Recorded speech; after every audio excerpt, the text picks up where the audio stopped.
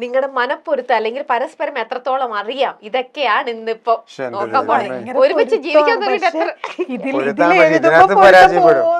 അതൊക്കെ നമുക്ക് നോക്കട്ടെ. നമുക്ക് പരാജയപ്പെടുവോ എങ്ങനെ വേണേലും അത് പിടിച്ചോളൂ. എങ്ങനെയാണേലും എത്ര വർഷമായി കല്യാണം കഴിഞ്ഞിട്ടിപ്പോ? അത് ഞങ്ങള് പറയില്ല. അതെന്താ ഞാൻ കല്ല് ദൈവം അമ്മേ ഇതിന്റെ താഴെ ബോക്സിൽ വരുന്ന ഏജ് എന്നാണ്. ഓക്കെ, മോൾക്ക് 19 വയസ്സ്, ഞങ്ങൾക്ക് ഞങ്ങളുടെ കല്യാണം 5 വർഷം. അതാണ് കൊള്ളാവുന്ന കാര്യങ്ങള്.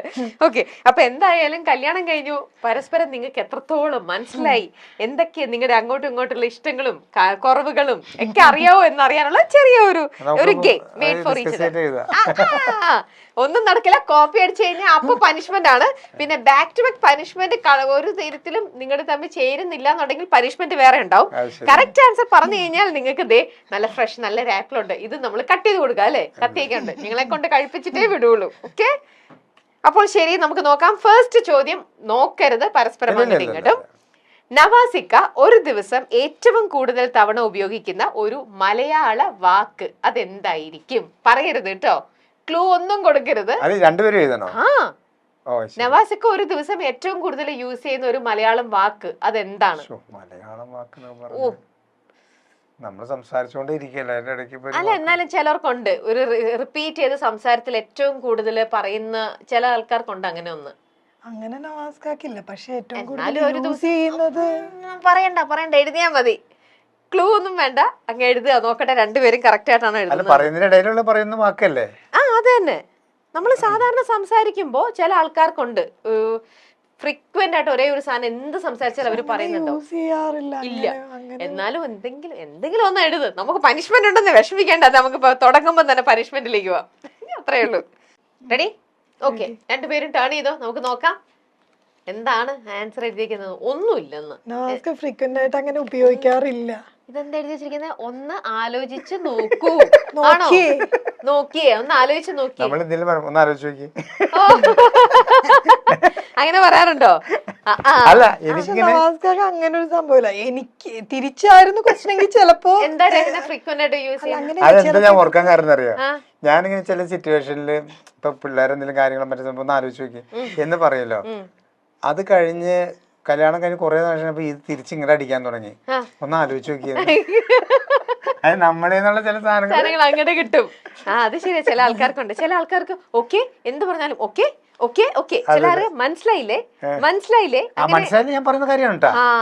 അപ്പൊ അതങ്ങനെ ചെയ്യണോട്ടോ, ചില ആൾക്കാർ ഒരുപാട് സംസാരിക്കില്ല. അപ്പൊ അതുകൊണ്ട് തന്നെ നമുക്ക് ഒരു വാക്കുകളും നമുക്ക് ഇങ്ങനെ റിപ്പീറ്റഡ് ആയിട്ട് തോന്നില്ല, ബോറടിക്കില്ല. ഇപ്പൊ നവാസ്ക എന്ന് പറഞ്ഞല്ലോ, അതുകൊണ്ടാണ് എന്റെ മനസ്സിൽ കിടക്കുന്ന ചില സാധനം ഞാൻ പറയുമ്പോ അതിനൊക്കെ അത് ഓർത്ത് വെക്കണം എന്നില്ല.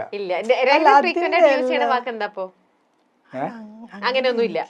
ഓക്കെ ശരി, അപ്പൊ എന്തായാലും നമ്മൾ അങ്ങനെ യൂസ് ചെയ്യുമ്പോൾ മറ്റുള്ളവർക്കാണല്ലോ ഒരു ബോറിംഗ് ആയിട്ട് തോന്നുക. ഇപ്പൊ ശരിക്കും ഇവിടെ പനിഷ്മെന്റ് കൊടുക്കേണ്ടത് രഹനയ്ക്കായിരുന്നു, പക്ഷെ എന്റെ കയ്യിൽ നിൽക്കുന്ന പനിഷ്മെന്റ് വന്നിരിക്കുന്നത് വെച്ച് നോക്കുമ്പോ നവാസിക്ക് തന്നെ നവാസിക്ക് അത് ഏറ്റെടുത്തോളൂ ഭാര്യയ്ക്ക് വേണ്ടിയിട്ട്. വേറൊന്നുമല്ല, നമ്മുടെ ഈ ഷോയുടെ പേരെന്ന് പറയുന്നത് സുന്ദരി നീയും സുന്ദരം ഞാനുമാണ്. ഓക്കെ, അപ്പൊ നവാസിക്ക രഹനനെ നോക്കിയിട്ട് അതങ്ങ് പറയണം. സുന്ദരി നീയും സുന്ദരൻ ഞാനും. പാട്ട് പാടിയിട്ട് ആ പാട്ടങ്ങ് പാടിയാ പോരെ? പാട്ടങ്ങ് പാടിയാ മതി. രഹനനെ നോക്കണം കേട്ടോ. സുന്ദരി നീയും സുന്ദരൻ ഞാനും ചേർന്നിരുന്നാൾ പെരുന്നാള്.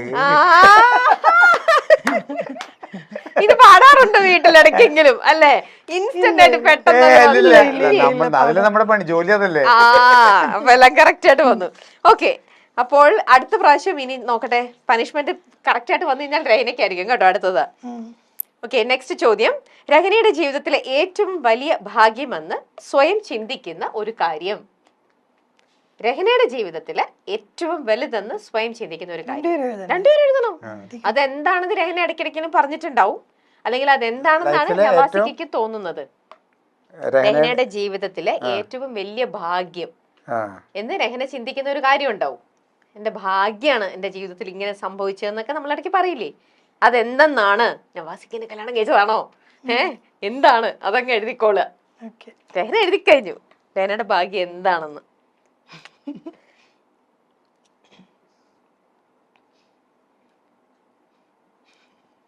കുറച്ച് വലുപ്പത്തിൽ എഴുതണേ. പൊരുത്തമുള്ളവര് പൊരുത്തില്ലാതെ ഇവിടെ വന്ന് പൊരുത്തില്ലാത്തവര് ഇവിടെ വന്ന് പൊരുത്തമായിട്ട് പോവും. എന്താണ് നവാസ്ക എഴുതിയത്? ഞങ്ങൾ ഒരുമിച്ചത്. നവാസ്ക. അപ്പൊ കറക്റ്റ് തന്നെ. ഓ, അപ്പൊ അങ്ങനെയാണ് ചോദിക്കട്ടെ രഹ്നയുടെ അടുത്ത്, നവാസ്കയുടെ അടുത്ത് ഏറ്റവും ഭയങ്കര ഹൈലൈറ്റ് ആയിട്ട് തോന്നുന്ന ഒരു 3 കാര്യങ്ങൾ എന്തൊക്കെയാ ഭയങ്കര പ്ലസ് ആയിട്ട് തോന്നണേ? നവാസ്കക്ക് ഭയങ്കര പോസിറ്റീവ് എനർജിയാണ് എപ്പോഴും. പെട്ടെന്നൊന്നും ദേഷ്യമൊന്നും വരില്ല, ഭയങ്കര കൂളാണ്. അപ്പൊ വീട്ടിലെപ്പോഴും ഒരു സമാധാനപരമായ അന്തരീക്ഷം ആഗ്രഹിക്കുന്ന ഒരാളാണ്. അപ്പൊ നിങ്ങളുടെ കൂടെ പിന്നെയും ചുണ്ടി എടുക്കുന്നത് രഹ്നയാണോ? അല്ല, അത് അങ്ങനല്ല, ഇത് വരാറില്ല. അപ്പൊ അതന്നെ ഞാൻ പറഞ്ഞത്. അതായത് ഞാൻ ദേഷ്യപ്പെടാതിന്റെ കാര്യം, എനിക്ക് ഒരു കാര്യം എന്റെ അടുത്തേക്ക് വരാറില്ല. കുട്ടികൾ മുഴുവൻ പോകുന്നത് എൻ്റെ അടുത്തേക്കാണല്ലോ. അതായത് അവർ ക്ലാസ് കഴിഞ്ഞ് വന്ന് പഠിപ്പിക്കുന്നത്, അവരുടെ മറ്റുള്ള സംഭവങ്ങൾ, സ്കൂളിൽ എന്തെങ്കിലും വിഷയം അത് സോൾവ് ചെയ്യണത്, അവരെന്തെങ്കിലും ആവശ്യപ്പെട്ടു എന്നെ കൊണ്ട് ഉള്ള ആവശ്യങ്ങൾ കൈകാര്യം ചെയ്യുന്നത് എല്ലാം ഇരിക്കുന്ന ആള് ഓക്കെ മക്കളെ എന്ന് പറഞ്ഞിരിക്കില്ലല്ലോ. കാരണം അവരുടെ പ്രായത്തിൽ അവരുടെ ബുദ്ധിക്ക് അനുസരിച്ച് അവർ പറയുന്ന കാര്യങ്ങൾ പറയുന്നത് അക്സെപ്റ്റ് ചെയ്യാൻ പറ്റാത്തായിരിക്കാം. അപ്പൊ എനിക്ക് ഭയങ്കര കൂളായിട്ട്. അപ്പൊ ഇതൊന്നും ഞാൻ അറിയുന്നില്ല, ഞാൻ എന്തെങ്കിലും കിടന്ന് പെടേണ്ട ആവശ്യം എന്താ? ഓക്കെ. അപ്പൊ നവാസ്ക അങ്ങനെ ഒരുപാട് നല്ല പോസിറ്റീവ് ആയിട്ടുള്ള കാര്യങ്ങൾ പറഞ്ഞു. ഒരു മോശമായിട്ടുള്ള ഒരു കാര്യം പറഞ്ഞ നവാസ്കയുടെ? നവാസ്ക എല്ലാ കാര്യവും അക്സെപ്റ്റ് ചെയ്യും വേണം. പിന്നെ ആരെങ്കിലും എന്തെങ്കിലും പറഞ്ഞാൽ ഇതൊന്നും ഫീൽ ചെയ്യുന്നില്ല. ഫീൽ ചെയ്യില്ല എന്ന് പറഞ്ഞാൽ എല്ലാത്തിനെയും പോസിറ്റീവായിട്ട് കാണും, ഒരു വിഷമത്തിലേക്ക് പോകില്ല. അപ്പം അതെനിക്കൊരു നെഗറ്റീവായിട്ടും തോന്നാറുണ്ട്, പോസിറ്റീവായിട്ടും തോന്നാറുണ്ട്. കാര്യം ചില കാര്യങ്ങൾ നമ്മൾ വിഷമിക്കണമല്ലോ, അത് അങ്ങനെയല്ല. അത് നല്ലതായിട്ടേ കാണുള്ളൂ. ഇനി നമ്മള് വിഷമിപ്പിക്കാന്ന് വെച്ചിട്ടാണെന്ന് അറിയില്ല. ഓക്കെ, നേരെ തിരിച്ചു ചോദിച്ചാലോ, നവാസിക്ക് രഹ്നയുടെ എന്താ തോന്നുന്നത്? പ്ലസും മൈനസും എന്താ? പെട്ടെന്ന് അയ്യോ നോക്കട്ടെ, രഹ്നയുടെ ഏറ്റവും നല്ല പ്ലസ് കാര്യം എന്താ? രഹ്നയുടെ പ്ലസ് കാര്യം എന്ന് പറഞ്ഞാല് എത്ര തിരക്കിലാണെങ്കിലും, ഇപ്പൊ നമുക്ക് ഭയങ്കര ടയർഡാന്ന് വിചാരിക്കും, നമ്മള് ഭയങ്കര ടയർഡാണെങ്കിലും എന്തെങ്കിലും ജോലി ചെയ്തുകൊണ്ടിരിക്കും. അപ്പൊ നമ്മൾ പുറത്ത് പോയി വന്നു, അതിലിപ്പോൾ ഇന്നിപ്പോൾ ചെയ്യേണ്ട എന്തെങ്കിലും മാറ്റി വെച്ച കാര്യം ഉണ്ടാവും. ക്ഷീണം എന്നുള്ള സംഭവം നമ്മൾ പകല് കണ്ട, പക്ഷെ രാത്രി എവിടെ പോയി കിടന്ന് ഉറങ്ങാന്ന് പറയാൻ പറ്റില്ല. അതായത് തലക്കടിച്ച പോലെ കിടക്കും. പക്ഷെ ഈ പകൽ സമയത്ത് റെസ്റ്റ് ഇല്ലാതെ പക്ഷെ നമുക്കിപ്പോൾ നമ്മൾ ഭക്ഷണം കഴിച്ചു കഴിഞ്ഞപ്പോൾ ഒന്ന് മയങ്ങാം. ഉച്ചയ്ക്ക് ഒരു സമയത്ത് ഫ്രീ ആണെങ്കിൽ മയങ്ങാന്നിരിക്കുന്ന സമയത്തും വേറെ എന്തെങ്കിലും പണി ചെയ്തുകൊണ്ടിരിക്കും, വല്ല പൂട്ടിയൊക്കെ എടുത്ത് കലക്കിക്കൊണ്ടിരിക്കണ്ടാവും. മനസ്സിലാകുന്നുണ്ടോ? അപ്പം തന്നെ കുട്ടികൾ ക്ലാസ് കഴിഞ്ഞ് വന്നു കഴിഞ്ഞാൽ നേരെ പ്രയറും സംഭവമൊക്കെ കഴിഞ്ഞാൽ അവരുടെ കൂടെ ഇരുന്ന് മറ്റു കാര്യങ്ങൾ ചെയ്യും. ഈ സമയത്തൊക്കെ എന്ന് പറഞ്ഞാൽ ഒരു 15 മിനിറ്റിലും കണ്ണടച്ചില്ലെങ്കിൽ നമുക്കറിയാം രാവിലെ മറ്റുള്ള ജോലിയൊക്കെ കഴിഞ്ഞിട്ടാണല്ലോ ഈ സംഭവം നിൽക്കുന്നത്. അതാണ് പോസിറ്റീവ് ആയിട്ടുള്ള. നെഗറ്റീവ് ആയിട്ടുള്ള കാര്യം എന്ന് പറഞ്ഞാൽ നമ്മൾ കിടന്നുറങ്ങുമല്ലോ, നമ്മൾ തോണ്ടിക്കൊണ്ടിരിക്കും. അതായത് ഞാനിങ്ങനെ അപ്പൊ എനിക്ക് ഉറക്കമത്ത് കാരണം സംസാരിക്കാൻ പറ്റില്ല, ദേഷ്യത്തിൽ അങ്ങനെ ഒന്ന് നോക്കുള്ളൂ. അതായത് മറ്റേ സംഭവം ഇല്ല, അത് ഇതിനകത്ത് ഇത് വേറെ സാധനങ്ങൾ, അതായത് അതാണ്. എനിക്ക് ഉറക്കം ഭയങ്കര പ്രശ്നമാണ്. എന്തായാലും റെസ്റ്റ് എടുക്കില്ല, നിങ്ങളും ഉറങ്ങണ്ട. അല്ല, ഞാൻ കല്യാണത്തിന് മുമ്പും സിസ്റ്ററും എൻ്റെ ഉമ്മയും ഉറങ്ങും, ഉച്ച കഴിഞ്ഞാൽ കിടന്ന് അവർ രണ്ടുപേരും ഉറങ്ങും. പക്ഷെ എനിക്ക് ഉറങ്ങാൻ പറ്റില്ല. അപ്പൊ ഞാൻ ഇവരെ രണ്ടുപേരും ഇങ്ങനെ തോന്നിക്കൊണ്ട്, അപ്പൊ ഇവർക്ക് രണ്ടുപേർക്ക് എന്നെ ഇഷ്ടമല്ല.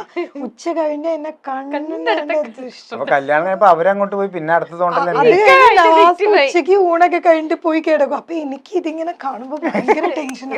ആരും കിടന്നുറങ്ങണം എനിക്ക് ഇഷ്ടമല്ല. അപ്പൊ ഞാനിങ്ങനെ പിള്ളേർ അങ്ങനെ ഓർത്ത് തന്നെ ചെയ്യണല്ല, വേറെ ഭാഗമായി അത് എങ്ങനെയെങ്കിലും അപ്പൊ ചോദിക്കാനുള്ള എമർജൻസി കുറെ കാര്യങ്ങളുണ്ടാവും അല്ലേ? ഇല്ല, ഒരു കാര്യം ഉണ്ടായിട്ടല്ല, മതി ഉറങ്ങണ്ടെന്നുള്ളൊരു ഇതാ. എഴുന്നേറ്റിരി, നമുക്ക് എന്തായാലും മരിക്കുമ്പോ കിടന്ന് ഉറങ്ങാലോ ധാരാളം. ഇപ്പൊ എന്തിനാ ജീവിച്ചിരിക്കുമ്പോ എന്തെങ്കിലും ചെയ്തിട്ടുണ്ടോ? ഞാൻ കുട്ടികളും ഉറക്കം കുറവാ പകല്. പിള്ളേര് 3 പേരും രാത്രി അത് നന്നായിട്ട് പിടിച്ച് കിടത്തി ഉറങ്ങിയാലേ 3 പേരും ഒരു 11:30-12 മണി വരെയൊക്കെ ചിലപ്പോ ഡാൻസ് ഒക്കെ ചെയ്യണ്ടാവുന്നു, അങ്ങനെയൊക്കെയാണ്. പക്ഷെ പകല് അവരെ കിട്ടില്ല, ഉറങ്ങാൻ എന്റെ പോലെ തന്നെയാണ് വന്നിരിക്കുന്നത്. അച്ഛന്റെ കാര്യം ഗോവിന്ദ്, അമ്മയും മക്കളോട് ആക്റ്റീവായിട്ട് നിൽക്കുകയാണ്. ശരി, 3ാമത്തെ ചോദ്യം. നിങ്ങൾ 2 പേരും കൂടി ഏറ്റവും കൂടുതൽ തവണ അഭിപ്രായ വ്യത്യാസങ്ങൾ ഉണ്ടായിട്ടുള്ള ഒരു വിഷയം. നിങ്ങൾ തമ്മിൽ ഏറ്റവും കൂടുതൽ അഭിപ്രായ വ്യത്യാസം വഴക്കുണ്ടാക്കിയിരിക്കുന്ന ഒരു വിഷയം, അതെന്താണ്? മാറ്റർ, സബ്ജക്ട് കുറച്ച് വലുപ്പത്തിൽ എഴുതാമോ? ക്യാമറയിൽ ഇതാവുന്ന വണ്ണം കാര്യം മാത്രം ജസ്റ്റ് ഒന്ന് എഴുതിയാൽ മതി, ബാക്കി നമുക്ക് ബ്രീഫ് ചെയ്യാം. ഉണ്ടാവും, ഏതൊരു റിലേഷനിൽ നമ്മൾ ഏറ്റവും കൂടുതൽ അങ്ങോട്ടും ഇങ്ങോട്ടും പറയുന്ന ഒരു കാര്യം ഉണ്ടാവുമല്ലോ. അയ്യോ, നിങ്ങൾ കറക്റ്റ് ആൻസർ പറഞ്ഞില്ലേ? ഇത് ആപ്പിൾ തരാം. രണ്ടാമത്തെ ആൻസർ കറക്റ്റ് ആയിരുന്നു. ഇതും കൂടെ പറഞ്ഞു കഴിഞ്ഞിട്ടാട്ടെ ആപ്പിൾ തരാം. കത്തിയോ? കത്തിയണോ? അത്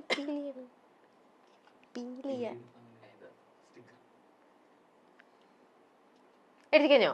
ഓക്കെ, ടേൺ ചെയ്തോ, നോക്കട്ടെ. അഭിപ്രായ വ്യത്യാസം ഉണ്ടാവുന്നത് കുട്ടികളുടെ സ്റ്റഡീസിന്റെ കാര്യത്തിൽ. ഒരേ കാര്യം ഗ്രാമർ തെറ്റിച്ച് പറയും. എന്താണ് ഒരേ കാര്യം ഗ്രാമർ തെറ്റിച്ച് പറയുന്നത്? അതായത് ഞാനിപ്പോ ഒരു കാര്യം പറയും, അതിനെനിക്ക് അവൾ ഉദ്ദേശിച്ചുണ്ടാവുക, പക്ഷെ പറയുന്ന ഒരു എക്സാമ്പിൾ ഇട്ട് പറഞ്ഞേക്ക, എങ്ങനെയാന്ന് നോക്കട്ടെ. നിങ്ങളുടെ കോൺവെർസേഷൻ പോലെ തന്നെ പറ. അല്ല, ഇപ്പൊ ഇത് തന്നെയാണ് സെയിം കാര്യം. ഞാനുണ്ടല്ലോ കുട്ടികളെ പഠിപ്പിക്കുകയാണെങ്കിൽ ഭയങ്കര പെർഫെക്ഷൻ ആയിട്ട് ചെയ്യും.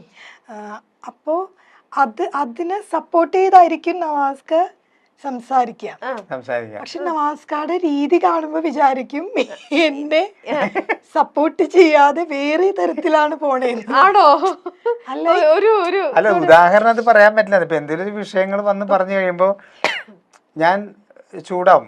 ഇപ്പൊ അങ്ങനെ പിള്ളേരുടെ അടുത്ത് പോയിട്ട് അതെന്താണ് അങ്ങനെ സംഭവിച്ചതെന്ന് പറയുമ്പോ നീ അത് ശ്രദ്ധിക്കണ്ടേ എന്ന് പറഞ്ഞിട്ട്, അത് ശ്രദ്ധിക്കേണ്ടതെന്ന് പറഞ്ഞാൽ നല്ല മൈൻഡിലാണ് നമ്മൾ പറയണത്. അപ്പൊ എന്നോടൊരു കാര്യം പറഞ്ഞിട്ട് അവർ ഉപദേശിക്കാനാണല്ലോ എന്റെ അടുത്ത് പറഞ്ഞേക്കണത്. മനസ്സിലാണ്ട? അതൊക്കെ എന്റെ മനസ്സിലുണ്ടെങ്കിലും എന്റെ ടോണിൽ ചിലപ്പോ ഇത് ഗ്രാമർ മാറിയിട്ട് എനിക്ക് വരും. അപ്പൊ ഞാൻ വിചാരിക്കും അത് ശരി, അവര് ചെയ്തു വെച്ച കാര്യത്തിന് എനിക്കാണോ കംപ്ലൈന്റ്. പക്ഷെ നവാസ്ക എന്റെ അടുത്ത് വഴക്ക് പറഞ്ഞിട്ട് പറയുന്ന കാര്യം അവരെ ഇരിക്കും, പക്ഷെ കുട്ടികളൊന്നും പറയില്ല. അപ്പൊ പിള്ളേരും പറയുന്ന കേൾക്കുമ്പോ വിചാരിക്കും എന്നെ പറഞ്ഞത്. അപ്പൊ നവാസ്ക പോയി കഴിയുമ്പോ കണ്ട സമാധാനമായാലും വല്ല കാര്യം ഉണ്ടോ എന്ന് പറയും ഇവരെന്റെ അടുത്ത്. അപ്പൊ എനിക്ക് ഭയങ്കര ദേഷ്യം ഒരു കാര്യം എന്താ വെച്ചാൽ ഇത്രയും ചെയ്തു വെച്ച് അത് കഴിഞ്ഞ് ഞാൻ നവാസ്ക അടുത്ത് എന്നിട്ടൊരു എന്ത് പരിപാടിയെ കാണിച്ചു നവാസ്ക പറയും ഞാൻ നിന്നെ സപ്പോർട്ട് ചെയ്തല്ലേ സംസാരിച്ചേ. പക്ഷെ കുട്ടികൾക്കും എനിക്ക് മനസ്സിലായിട്ടില്ല അതൊരു അടവാണോന്നും അറിയാൻ പാടില്ല. ലാംഗ്വേജ് ഇവർക്ക് ആർക്കും ഒന്നും മനസ്സിലാവുന്നില്ല. എന്തായാലും മുമ്പത്തെ ഇത് ആൻസറും അപ്പൊ കറക്റ്റ് ആയിട്ട് തന്നെ കൊടുക്കാം.